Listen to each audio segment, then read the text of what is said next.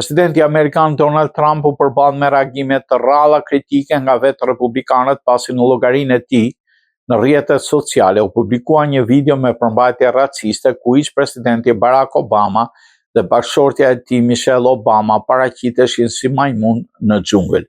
Postimi u fshi pas një val reagimesh të forta nga të dyja palët politike. Që nga rikthimi i Trumpit në shtëpinë e Bardh, livionësit republikan kanë treguar kujdes ekstrem në kritikën ndaj tij, shpesh duke i shprehur pakënaqësitë vetëm privatisht. Por ky rast shënoi një përjashtim të dukshëm pasi shumë senatorë dhe deputetë republikanë dolën publikisht kundër postimit. Senatori Tim Scott nga Carolina e Jugut, i vetmi senator republikan me ngjyrë, e quajti postimin gjën më raciste që kishte parë nga kjo shtëpi e Bardh dhe kërkoi fshirjen e menjëhershme të tij. Senatorë të tjerë republikanë si Susan Collins, Roger Wicker dhe John Curtis e dënuan postimin si të turpshëm, tërësisht papranueshëm dhe të pafalshëm, duke kërkuar jo vetëm fshirjen, por dhe ndjesë publike.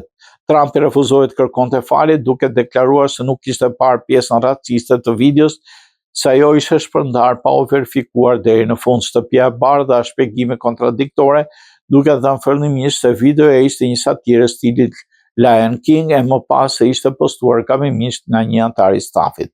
Pas fshirjes së videos, disa republikanë përshëndetën vendimin duke thënë që një përmbajtje e tillë nuk përfaqësonte Amerikën. Megjithatë, aleatë afër të Trumpit u mbrojtën atë të sulmuar republikanët kritik, duke paremëruar pasoja politike ndaj tyre.